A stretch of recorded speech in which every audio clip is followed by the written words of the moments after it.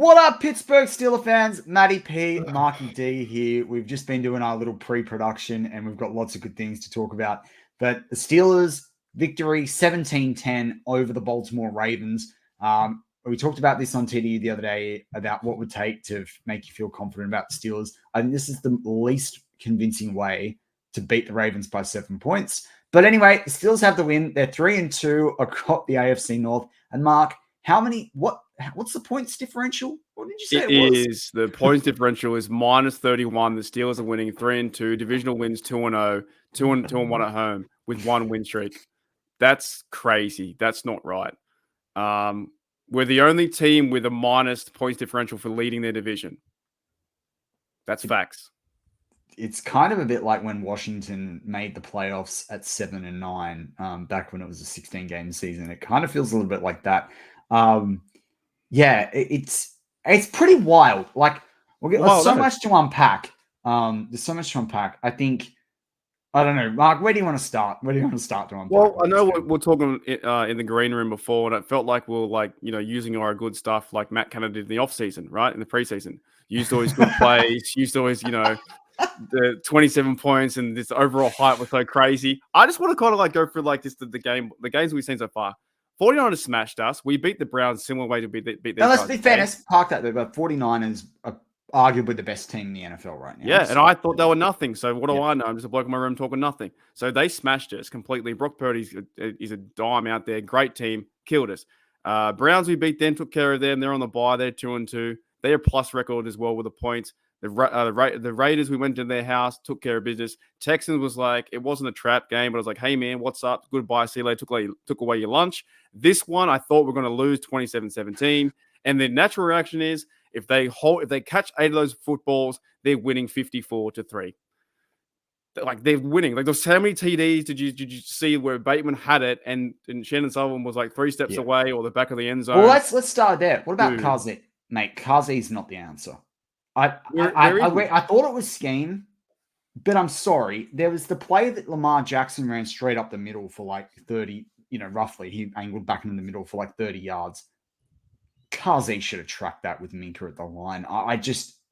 Kazi and Pat P's the third cornerback on this roster. And I think I said it in your live chat of your live stream. I honestly think they've got to address safety before the trade deadline. I don't have any confidence in Neal and Kazi. It's a problem.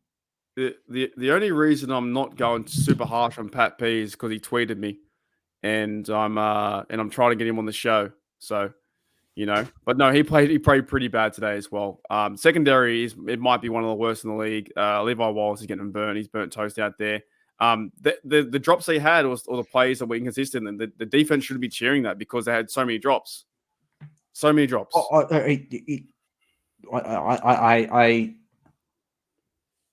I can't understand how the defense can continue to only revolve around Highsmith, Minka, and basically Holcomb, right? The defensive backs have got to get better.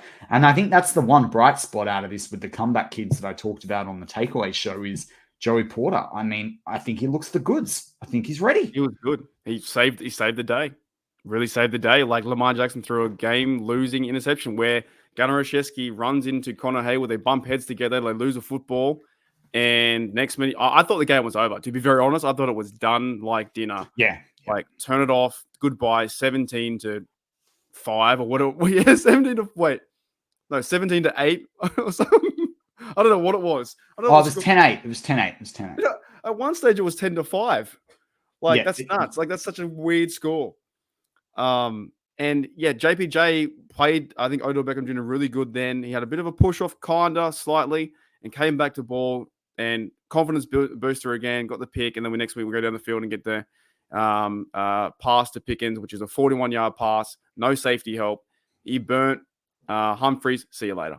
This game had everything near the end. You know what's wild though? So Kenny Pickett threw, I think it was for 224 yards with a minute to go when I did the takeaway show. I think he had 232 or 240 or something. Pickens had over 130 yards of that. Wild. Imagine if Pickens had Patrick Mahomes as his quarterback. True. Maybe someone compared him earlier on the season to like a DeAndre Hopkins or whatever. I like Pickens just being his own bloke. The toe drag swag. I called him I said to my wife, I feel like he's like a ballerina. Like he just catches everything. It's wild. If you get a chance, we can't probably show the image, but check out that ESPN that score, because when you go to that, the win thing was up and down, the win meter. Oh, so yeah. it's like Ravens the whole time. If you guys check it out later on ESPN.com or whatnot, it's like Ravens for 85% of the game. You see it go down. I'll bring that up. Hopefully it doesn't crash the thing. That's hilarious. Like the whole game is just Ravens winning 54%, 80%, 90%. And then right near the end, it just crashes down. Here we go. There it is. Can you explain that? Explain that to a fan who's never seen the game before. How do you explain that? What? I can actually explain it, right? Because I said to my wife, I came downstairs. She was getting ready in our downstairs bathroom. And I came downstairs because I didn't know whether I needed to wake her up for her to go to work, because obviously game happens in the morning. And I said, how'd the Steelers go? And I was kind of speechless. And she said, was it bad? I was like, no, they won. I was like, but they won in a way that if you said that they only had 8 or 10 plays that they had to get right to win the game, they probably got those 8 to 10 plays right. And she was like, well, that's good, isn't it? And I'm like, yeah, maybe. But it's like, this is how it went. And I described the 8 or 10 plays, like a few of Warren's runs and Pickens TD and the punt block and all this. And she's like, oh, well, at least they can get it right in the clutch. And I was like, yeah, but it feels like the cat with 9 lives, and they used all 9 lives in this game. We've been doing that for 3-4 years. We just 100%. It's been the same. Slow start, and we win right near the end. I'll tell you that, though, because you said to me they've just got to fire Canada. I know we don't want to make this show about that. I said to Mark, for all listeners out there, they didn't put the press conference with Mike Tomlin on YouTube, so I heard all the players' ones first, and I was thinking to myself, this is really odd. So I was walking the dog when all that was happening. I was listening to him. I get home, about to have a shave and get ready for work, and then I was like, where's the Mike Tomlin press conference? I honestly thought they had Mike Tomlin in another room firing Matt Canada, and then I found it on Twitter. So, I was able to, or X, as it's now called. So I was able to listen to it. But I was quietly confident. I was like, I know why Tomlin's not doing the press conference, because he's out there sacking Matt Canada. But that didn't happen. I honestly think, and I've got a video coming out today as well on Oz, right? I think they got to make a choice.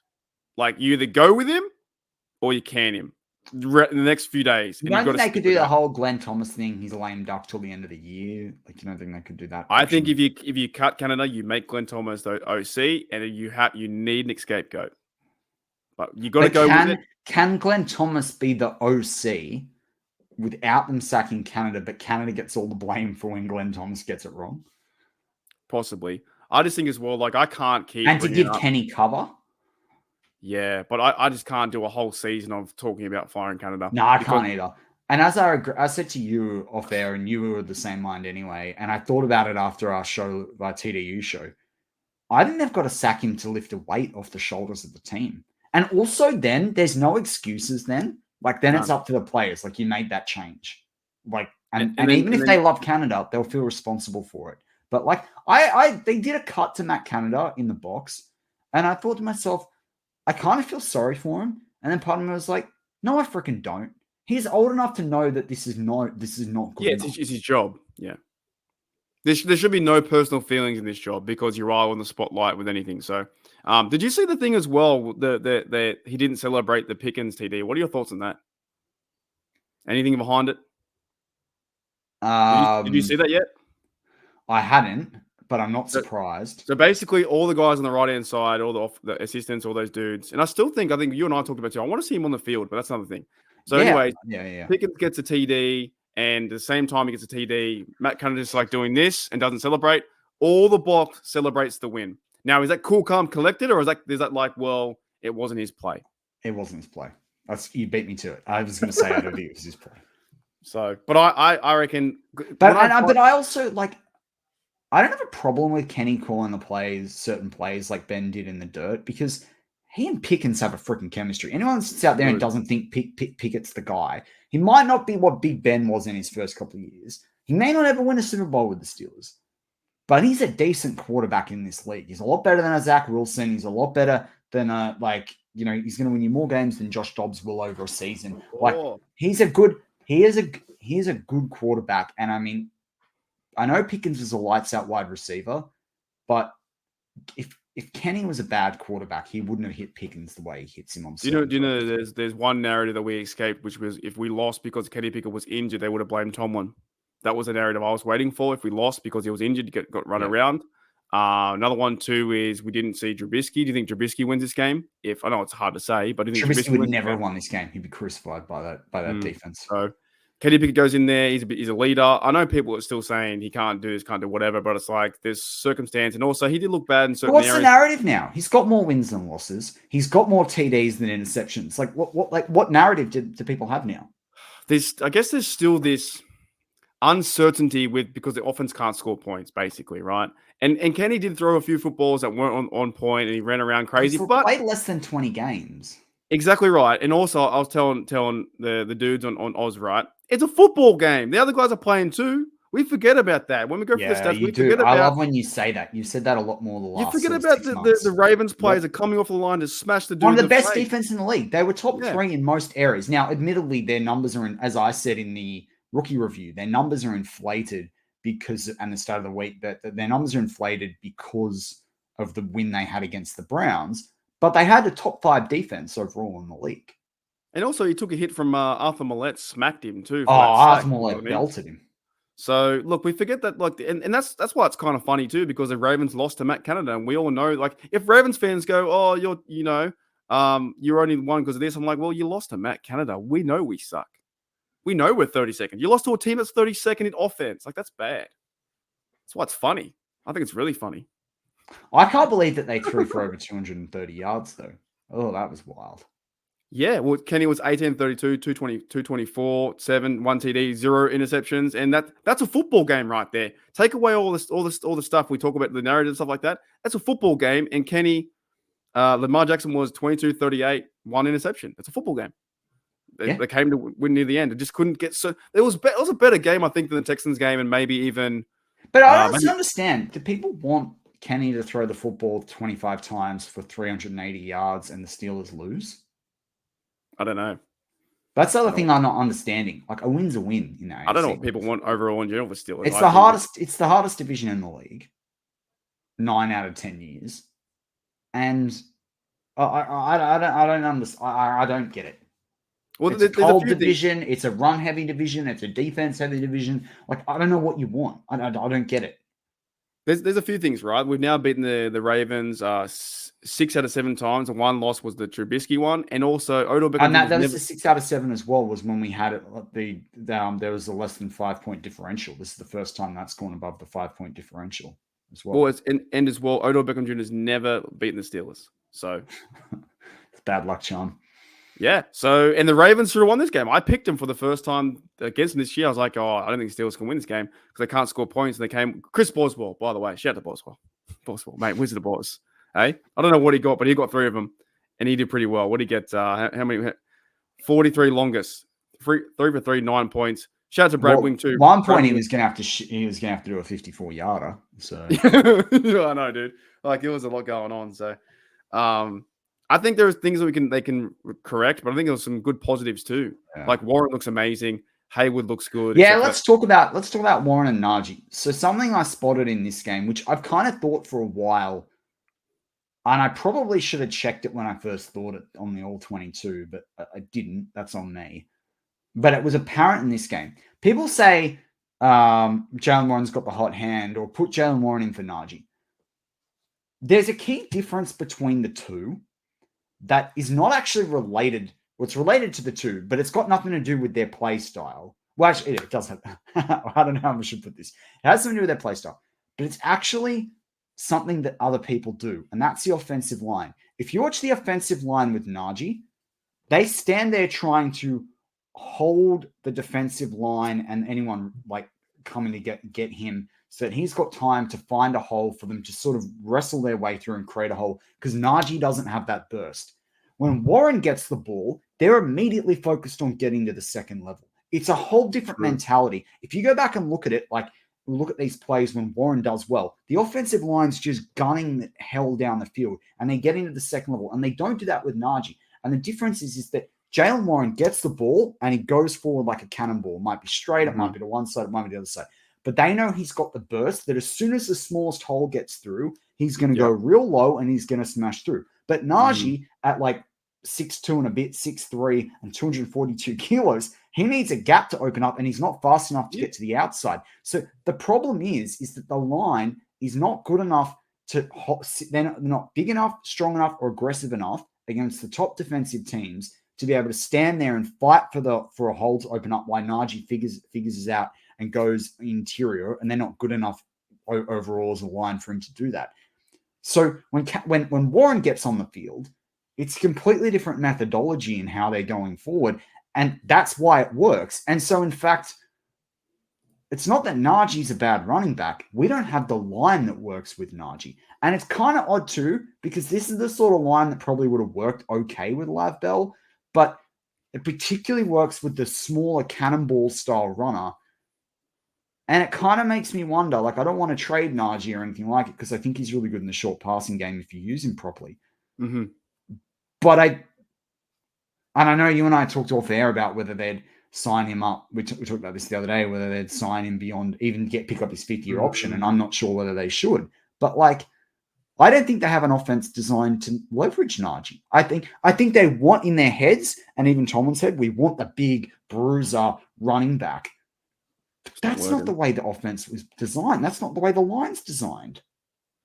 It's even to a point too. You kind of wish, like, if Najee gets you 3 yards, well, in the first down, it's 2nd and 7, take a shot or something like that. You know, play action pass. They just do run every time, and you'll see that they just go. They always try and go to 3rd and 5. That's why the offensive wasn't working. But Jaylen Warren, man, shout out to him. He played fantastic football today. He did. There was one stage where he was running backwards on his feet and still pushing backwards. I know. I mean, as I said in your live chat, where there's a Warren, there's a way. Yeah, like, he's a man on a mission, man. He just was like, where there's a Warren, and shout out any Warrens out there. Where there's a Warren, there's a way. I like that. That's as good as your Henry To'os, mate. Just as good as that. And also, I'm calling him. I said in the takeaway show, if anyone missed that, go back and watch that one. But because we don't want to repeat everything that's I said in that video. But they're the comeback kids now. This team's young. They come back. They're all 1st to 3rd year players. The majority of this team, they're the comeback kids now. That's what they are. I wish they weren't, though. I know. It'd be good it'd probably add 5 years to the life of my heart if they weren't. But you know, wish they were just to run down, put 21 points on kids. That's not as catchy though, is it? Yeah, you know. But honestly, goodness, like, Warren had a good spin move today, man. I was like, whoa, he's on one. My favorite was the run down the line. How he stayed he jumped, in and when then he jumped over that one. He's been practicing with Najee too long, hurtling around. And I think he admires Najee. And I think Najee's really frustrated this offense too, and just himself. You should have seen when Najee, there was a run in the 3rd quarter where he got stuffed on the second. He'd had 2 runs, and it was the second one, and he went nowhere to the line of scrimmage. And he just got up, and he was just shaking his head like he was just cranky. But as I said, I don't think the offensive line is built for Najee.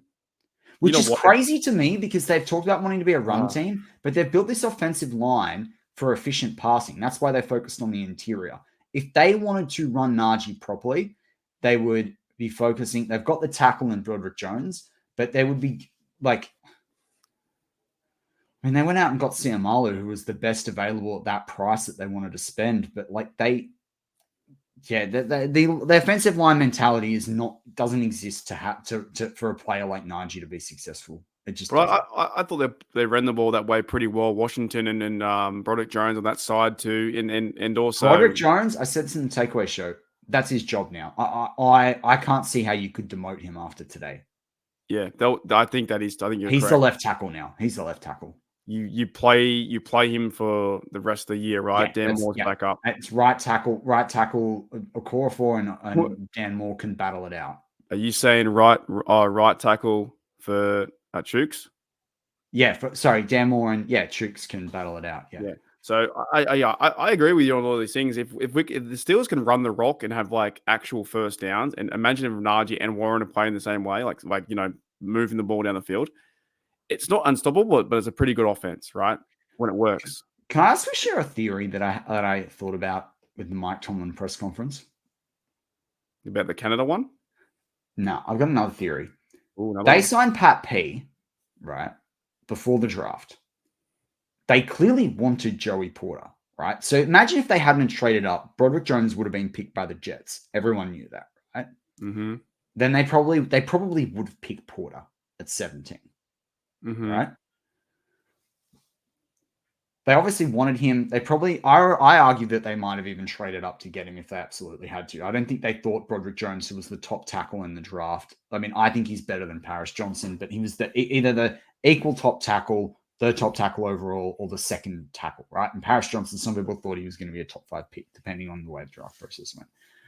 The way that even Mike Tomlin seemed to confirm that Porter had earned his spot, I wonder whether they brought Pat P in knowing that they were going to draft, and they drafted 2 corners too, right? So in Trice.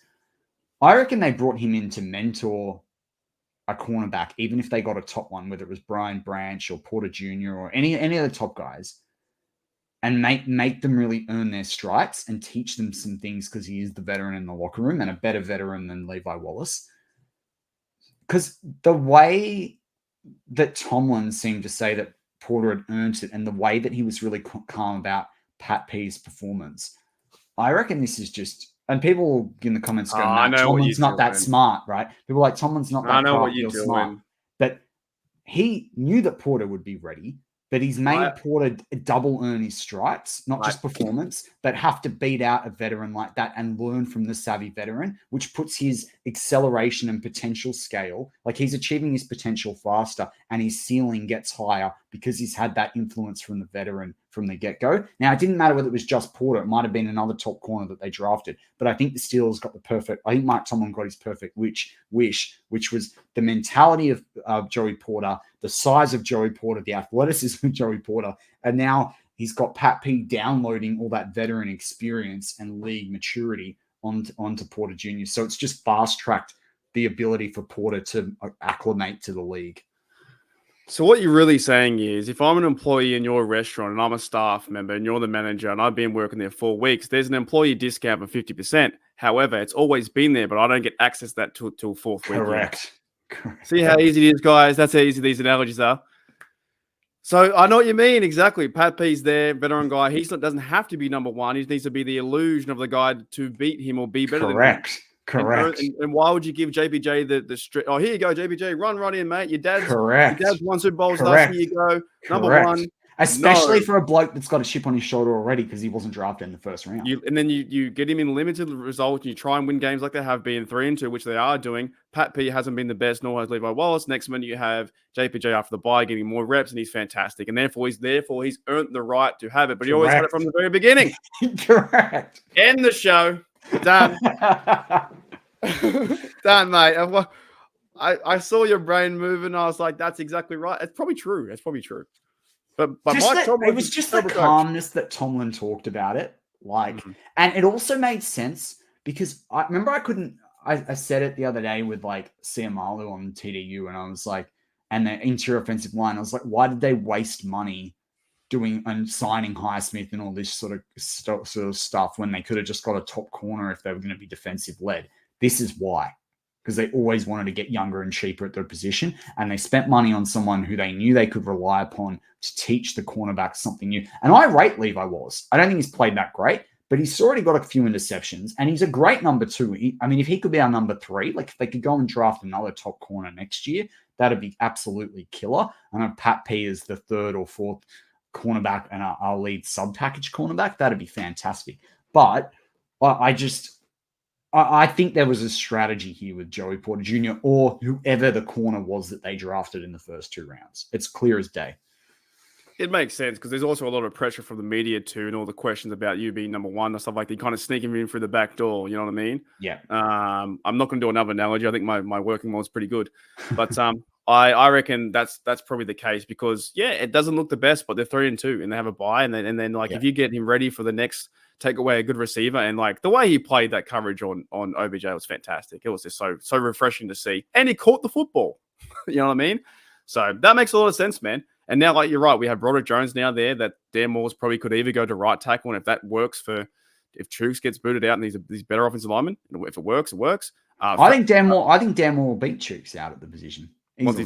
When he's held, do you know what happened to him? Is he hurt a leg or something? Knee, I think. I don't think he was put on IR, so he might only be a 2 or 3 week proposition, including this week. So they also get Pat Frymouth back into the role in the next few weeks when he gets from him, and Darnell turned up too. So man, I told you Rodney Williams, he had a great game, dude. If they only knew like how the rugby league stars do what they do when they push the ball backwards into the end zone. If Brad Wing should have taught him that. They taught him how to do that. We would have had a TD. Oh, some teams do it. I've seen it. But you know the other thing I didn't know about Williams, the commentator said? I forgot that he was I knew, but I forgot that he was a wide receiver that became a tight end, right? So that's why he's so athletic at that size. Like, because he is proper athletic, man. It's good for him too. And I think for a guy like that to be involved in the team and get plays like that too. And Killebrew, everyone want to talk about Killebrew. Not everyone, sorry. There's one side of there called Chat Sports. They always want to cut Killebrew. It's like, dude, he's fantastic. Killebrew's the guy. I just think Killebrew's paid quite a bit, but he's still cheaper than Tyler Matakevich was and Jordan Dangerfield was. One I've got to ask you, because he's your mate, he's not mine. What happens to Gunnar O, man? I mean, dude, he's one of the. I think he's unlucky. I think he's a very unlucky player, but like, I just, to me, he's got that Ryan Switzer every time he touches. I know he's faster than Ryan Switzer, but it's just every time he touches the ball, you just go, "Oh, please don't make a mistake." Yeah, I got a theory now, right? So he's my guy because I knew the Steelers want to keep him, I guess, right? Because I was saying that, but I think what's going to happen is they're going to put him back to the practice squad. They're going to either, if CA3 is going to be a returner, whoever's going to be his backup, I think Desmond King will stay on this roster, even though he didn't play too well today. It was kind of here and there. I didn't see too many things. Got to watch tape again. But I think Desmond King will be the backup. I think he used to do punts in his role, I think with the Raiders, someone like that. So I think Austin will do that. If he gets injured, King moves in. I think they also move up Des Fitzpatrick too. Maybe. But it depends how many guys and receivers they want. You put Gunner back to the squad. Say, sorry, mate, you're off for this week. You're on the squad, or you don't play him at all, and then you have 5 receivers when DJ comes back. DJ comes back, it's going to be fantastic. He can also do punts too. You know what I'd rather, though? I'd rather than, because like McFarlane can take the punts, so I'd like it. Austin. Is he healthy though? Yeah, I know. But I like those 3. But on the receiving side, I'd rather them keep Rodney Williams up than Des Fitzpatrick. But will they do that? Because will Steelers do that? But then they've got Boykin, Austin, Deontay's coming back, Pickens, and Robinson. That's 5. I'd rather them have 3 tight ends and 5 receivers than 6 receivers and 2 tight ends. Did you see Kenny throw Boykin a hospital pass today? Yeah, the same one he threw Kenny. It's bad, wasn't it? Is he trying to get rid of his teammates? Like he got rid of Gunner. He get rid of the other Gunner. Like, dude, it was like catching this. See you later. Yeah. No, I think we're good when DJ gets back, but yeah, Gunner can't be the punt return guy. You know what though? They would have. I know you and I agree with you that Ravens left 30 points on the board, kind of thing. Mm-hmm. But if the Steelers had Deontay today, they would have ripped this Ravens team apart. Yeah, I could see that. I think the release with Deontay today would have created, like, considering what Pickens did, and even my guy, I've got to look back and look at the stats and how he was used, but I felt better about A-Rob. He was my stat of the week this week on a new show that I launched. Receptions? Yeah, he had 4 receptions off 6 targets, I think. 5 of 9 for 5 receptions, 29 yards, 5.89. But he's there, but nothing super special yet. Yeah, that's right. But at least I felt like they made a point of trying to work him in. I wonder what happened to Calvin Austin. You know what happened to Calvin Austin? Yeah, he had a concussion. Oh, wow. Yeah. So that changes the whole game plan too. He might have been fed into this game as well. Oh, big time. Wow. He must have gone out, halftime? Near halftime? Yeah, near halftime. And then he came back at the start of the mid-4th. But then I don't feel like they really worked him in. So that's crazy. They probably didn't want to risk it, to be honest. Yeah, so I guess in all the injuries too, like it's still another win too without Cameron Hayward. The record now is like 14-4, I think, without Cameron Hayward.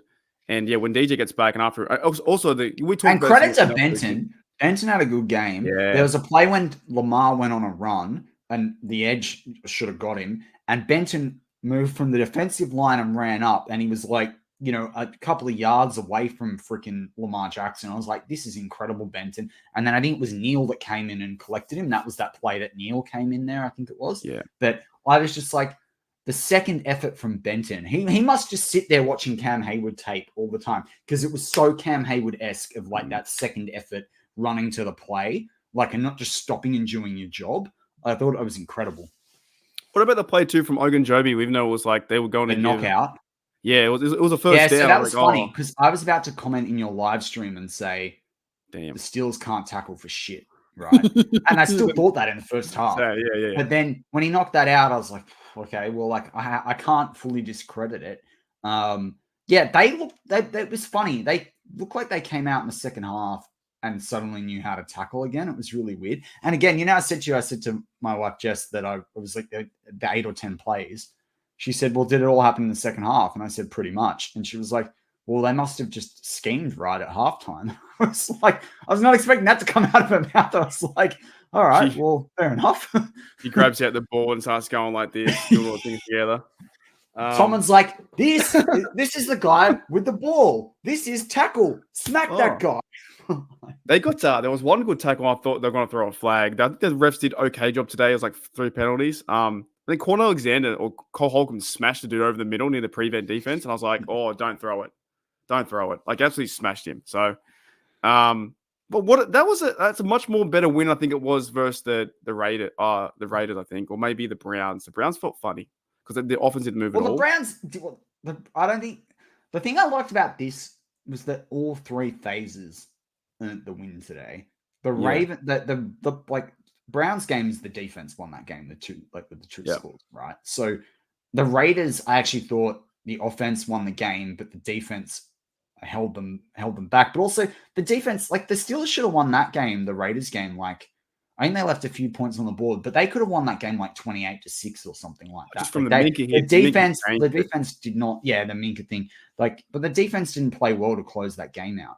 This was oddly enough, I can't believe I'm going to give them this credit, but this felt like the most overall best performance for the team overall, because of the fact that all 3 phases of the game contributed.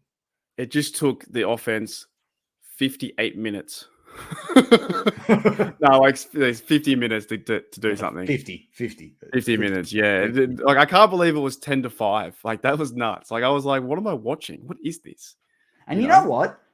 Sucks shit to the Ravens for going for it. Like, on the 4th down, I get why they did it, particularly because they weren't receiving the ball back. So if they'd gone up 17-3, that would have been a big deal.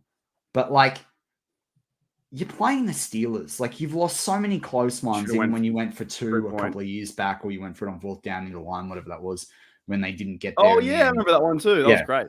Yeah. Like, I just kind of thought to myself, and you know what else I thought? Yeah, I just thought to myself, that's greedy. But the other thing I thought about after the game was like, the Steelers still know, even as a bad team, still know how to win football games, and the Ravens don't. They just don't. They not fourth and whatever it was, right? I feel like there was a mistake. I feel like they were trying to get them offside and they snapped it by mistake. So I feel like. I don't know. Or maybe they went for it because Harbaugh was like, he was more confused than normal. Even that's really hard to tell. When they threw that interception, you could tell he was going, we've got a shit offense. Like, his face, he was like he stood there kind of scratching his head. Like, he was like, what? God, it's good. It's good to beat the Ravens. It's really good to beat the Ravens. Man. And like, looking ahead, it's like what I said on TDU the other day. Now, right, they've got 12 games left. They only have to win 7 to get into the playoffs. They also don't have to go and beat Baltimore away now in week 18 or week 9, the 17th game. Week 18. They don't have to, like, if they go and lay an egg in that game, we're fine. But like, now they got a chance to play the Browns again, who could be absolutely hopeless. Surely they think they're a chance at beating the Bengals twice with the current situation with the Bengals. Like, they're in prime spot now, which is even more important that they make a decision on Canada in my mind.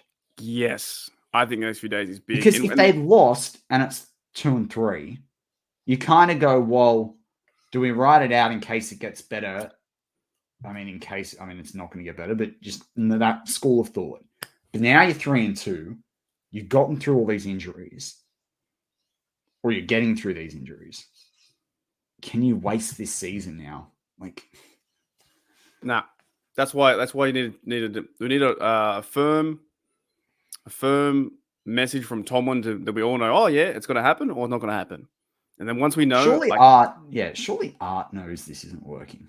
Well, once we know, I think what's happening. I think because after the bye, I'm going to try and limit as much as possible about talking about it, and just say we suck and not say fire because I'm really sick of it. I'm really sick of saying fire Canada.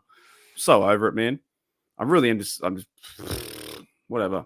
Like, just tell me what we're doing, and then we'll go through. Because this team can win games. Like they won games today. It's just that the offense is poor. And then they got Pickett's at his best day. It might have been his best day in his career. I think it might have been. Yeah, he had 134, 130 yards. Oh, I thought you said Pickett. No, that's Pickett's best game from a yards perspective for sure. Yeah. So has he had a 2 TD game? I feel like he had a 2 TD. I don't know. Game but even even ran the ball too, and I don't see him being, too overly chirpy with the celebrations. I just see him doing his job and going out there, and that's it. So you're right. We can't waste this season. We've got a good defense. TJ Watt's on fire, man. 8 sacks. He's Do you know fire. TJ Watt has 14 career sacks against the Ravens, and the only player with more than him is Harrison with 16. Right. That's fantastic. Here you go. Here's some NFL research. You talked about the win meter on ESPN. According to the NFL research, Kenny Pickett's 41 TD pass to George Pickens with 117 remaining increased the Steelers' win probability from 49.2% to 83%. And then there was a penalty there for legal formation gave a minute or something like that. Yeah. So because it went up 14 to something, right? 14 to 10. Yeah. And then Boswell came out for a field goal. Crazy. We didn't win because of you. Remember that last year? We didn't win because of you. Today's the day, bro. We didn't win because of you. Chris Boswell was like, "What am I doing here?" Nah, he's a legend too. The Wizard of Oz, man, is fantastic. You'll love it. A lot more positive, I think, today. A lot more guys who stood out. You know what I'm saying? Like Haywood, Warren, TJ, Benton, offensive line. You know what I mean? A lot more positive, I think, from this game. So I think that's probably a big thing. Even though it looked poor, a lot more positives with players standing. And this is the thing for people out there that are cranky with Mike Tomlin. Like, this team doesn't win this game unless they're properly coached overall. Like, 100%. Credit to Tomlin. Yeah, well, I've said it in the chat. I'm getting burnt online. If you want to see it, go to one of the Steelers videos. And I said, when Tomlin loses, he gets nothing. And when there's no credit for Tomlin when he wins. So they had players out. They beat a good team that was meant to beat us by 5 points. And they got the victory. So it's I just think we've the thing right now is the Canada stuff. That's the thing. So I got a question for you, because now's the best time for them to make the moves. Well, it could be a bit better in a couple of weeks when more teams are facing a losing season. Do you think the Steelers make some roster changes, apart from moving people around the practice squad and depth players? Do you think the Steelers try and make a move over the bye week? Or like to get to like a trade or getting someone in? Yeah. I think we're good at middle linebacker. Possibly if there's a cornerback out there, maybe. But I think I like your analogy. Well, what Pat P and maybe JPJ gets a bigger role now from that. Safety wise, I believe they're going to go with those 3 blokes. I just believe they're going to do that, and I think they're going to do defensive line wise. We saw Loudermilk in there. We saw when Travis Adams. He didn't do too much. Loudermilk ain't it. Move on. Yeah, but none of them are it. That you always see is like Benton really trying the hardest. I don't think on the defense. I'm not really too sure, to be honest. I don't think so, but I don't know who's available. But practice squad wise, you got to give someone some reps to JPJ. You have to, and Benton's going to play more too, and you got to give Washington. I can't wait till Hayward's back. Hayward, Benton, Ogunjobi. I can't wait for that. That's going to be. We haven't had Hayward, and we've still got 3 wins. So that's why I think these things do fall flat. And Liao, I think they missed Liao today. But I think Benton's more deserving of the majority of the reps than over Liao. But I think like with everything we see with Canada, it's right in our face. It has to be changed. And then I think on the other things, it's like, okay, everyone wants to give Tomlin flack, but he's working with all this stuff. You know, it's only one word of fire this, fire that guy, but it's like if they played good enough to get the win. If you said at the start of the season, let's say you had the crystal ball and you said you knew the 49ers were a top team, and you said the Steelers going to go into the bye 3-2 or top the AFC. Not bad. No Steeler fan out there would say they're cranky about that. No way.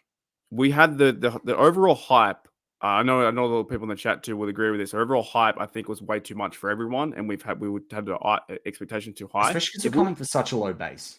If we had them lower, we'd be like, let's effing go. Let's effing go. But also the other thing about the 2 losses, they're not in the division, and they're not even in the AFC. So the importance of those games. Oh yeah, sorry, Texans are. But like, how far are they going to go? They're not going to go anywhere. Well, I actually think the opposite. I think they might, but the difference is that means they're going to beat certain teams. Like that Texan team can beat the Bengals. Have they ever played? They haven't played the Bengals yet, have they? No. Let me check. Don't think so. They lost to the Falcons today. The Falcons are a decent team, though. Yeah, they're now 2-3. Falcons are 3-2.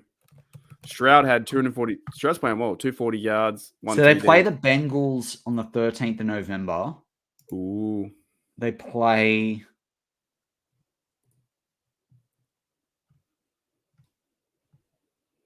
They lost to the Ravens. They got beat by the Ravens, so that kind of sucks because that would have been really helpful for us if they'd. And then they play the Browns. But that was week 1, though. Week 1, they're expected to lose. Yeah, week 1, especially that team with Stroud. Like, they play the Browns on Christmas Day. They play the Browns. Yeah, cool. Texans will win that. I reckon the Texans win that game. Well, it depends on that quarterback. They're still playing DTR. Oh, I think Watson will be out of the league in the next 18 months. Just got some business to take care of, is he? Yeah. He's a pretty busy man. Too busy barbecuing alone. That's funny. I forgot what I was going to say. Oh, yeah, 3-2. Not bad. It's not bad where we are. AFC North. Just everything's around. Also, the media drives the narrative train to the negative. So, but I think it's pretty good. They just got to work on some things. I'm just keen to see if they change the coordinator. I really am. I am 51% they will. I think they're going to do the lame duck coordinator thing, which shits me. Where they put him to a side and don't tell anyone. Yeah. And they just have him sitting in the corner like this. Yep. Yeah. And you'll have Glenn Thomas calling or something like that. Yeah, so the Ravens play the Titans next week, and then they've got the Lions. They've got a pretty tough stretch coming. Lions are on fire at the moment. My mate Grit is so happy. I bet. 40, they're a good team. You look at their team, holy dilly, dude. Their receivers, running backs, O-line, defense on fire. Goff's been underrated for too long. In the right offense, Goff is a very good game. They're playing with a lot of heart now. Like, they're on fire. I think they are what we wish we were right this year, you know? The only thing is, I think they're a team that in the playoffs will just fall apart. We've got to see. They haven't been there for a long time. Yeah, I think since 20. I think they're one of those teams that need a few years of being good before it's like actually going to be something. But that's okay.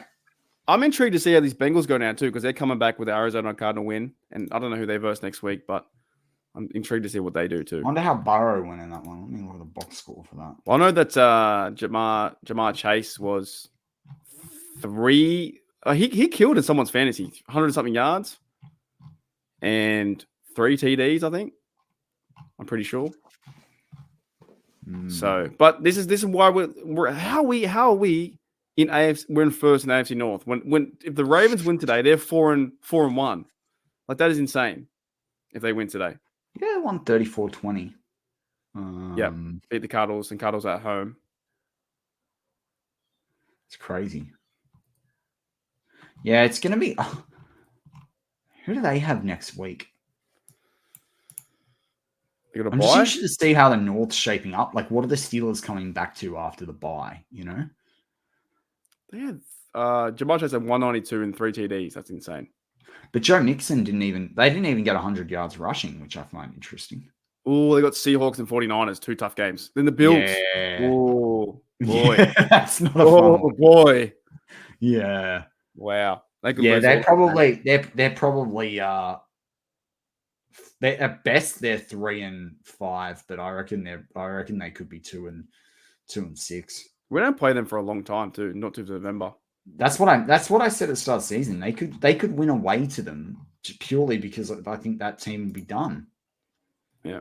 Wait, who's your MVP for today, or your best player out of all the dudes? Pickens. Yeah, I was thinking Pickens too. I think same. Only because it's got almost nothing to do with the touchdown. he caught balls today that you could forgive a player of his experience for not catching.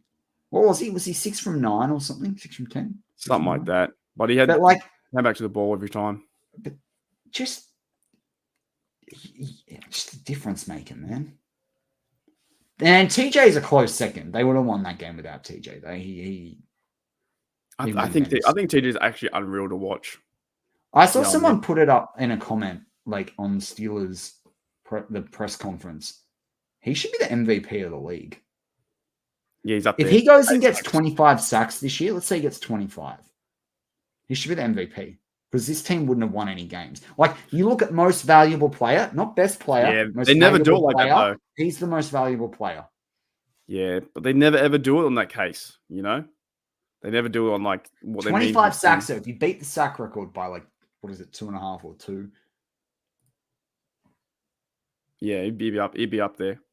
Yeah, because all time, I think he has eight sacks this year. He's got pass deflections. He's got, I'm trying to look now, everything. But I think TJ played fantastic football. Like, just fantastic. Has a will to win. He has 10 solo, 13 tackles, 6 sacks. Tackle for loss 5. If they're different, I hope so. And his pressures are ridiculous this year as well. Forced fumble 2, forced fumble recovery 2. He picked up that fumble as well from when Jackson fumbled it. Almost ran to the house. Yeah, man. He's special, and he's healthy, and I think he wants to win. His pressures before today's game, he had 18 on the season already. 18 pressures, right? That's 5 more than he had last year when he played 10 games. That's on track for his best year by a country mile, the amount of pressures he had. That's a long mile.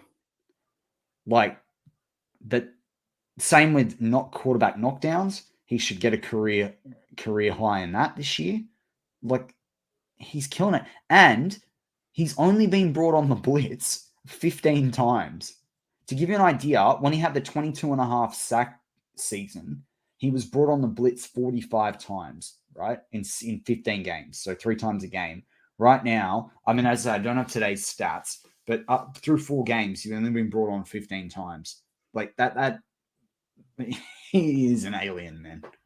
They sent him into a bit of coverage too a few times, and he got a pass deflection. So, yeah. But he's definitely, if Cameron Hayward gets back, it's boy. Oh man, if he's healthy too, it's good. And like the other thing too is you've not seen Highsmith regressed, and I think that makes such a difference.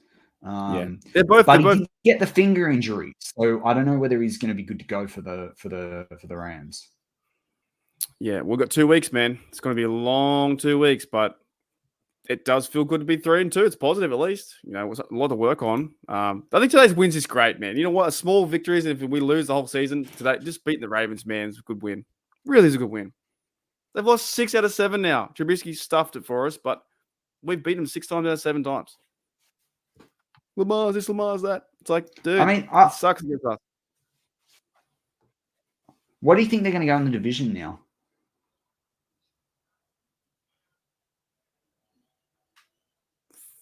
5-1. 5-1. Okay. Sweep the Ravens, sweep the Browns, and go 1-1 with the Bengals. Yeah, I like it. Maybe. Especially because I was going to say, especially because I think the Ravens game, I think they're going to be out of it by then. We might be playing Trubisky. Might be playing Rudolph or something like that. I don't know. I'd prefer to play Rudolph than Trubisky. Kenny Pickett's third quarterback if we've already won the division. I don't know, too far in front. But honestly, goodness, it's like it feels good to get this win today, and we should feel good, no matter how we got it. No matter how we got it, like the game was fun, and right near the end, you're just thinking, JPJ interception, Lamar Jackson trying to win the game, can't win the big one, and he's now 1-3 against the Steelers, and he's only played him. They've only played him. He's been there like 8 years, or not 8 years, like 5 years or whatever, 6 years. Only played 4 times. Like, it's crazy. And he can't beat the Steelers. They're better off playing someone else. He can't. Yeah. Well, Lamar can't beat the Steelers. It's just... they're better off playing Huntley, whoever they got, or the other dude. Someone beat us the other time. They were better off not losing Brissett, is what they were better off doing. Yeah. So I don't know, man. I think this is a good victory for the Steelers, and there's one thing hanging over their head. That's the Canada thing. Oh, Canada. Sort that out. The Steelers get on track to score points and can score. Just score 2 TDs, 14, get some Chris Boswell, 20, 23 points, and you're sweet. All right, Defense doing their hardest, man. Let's close out. You asked me who my player of the game was, but 3-2-1, 3 points, like in hockey, being top bloke, second points, then 1 point. Who's your 3-2-1? I'd probably give 3 points to Pickens. Still, I think he had a fantastic game. Yep. I'd give Warren, I think, 2 points. The way he runs is fantastic. Like, just the way he runs is just unbelievable. And the 1 point I got to give to Killebrew, man. I thought you get points on the board. That's 2 points. And if I could give a half a point, I give it to Boswell. And if I got half that to give 0.25, one away from his number, I'll give JBJ a 0.2. So JBJ gets my 1 point. Okay. But otherwise, the first two are the same as you. I'm not gonna dispute that one. Like, those two made the difference. He's a football player. Warren and Haywood, they like playing. They love hitting. You just love to see it. They love playing football. You can just, it's like, dude, they just love to hit. And the spin moves, and Warren's like undrafted guy, so it's on his back shoulder. Like, he's just like wants to go and hit someone. It's fun. It's fun to see those blokes play. It really is. I've got nothing else. Done.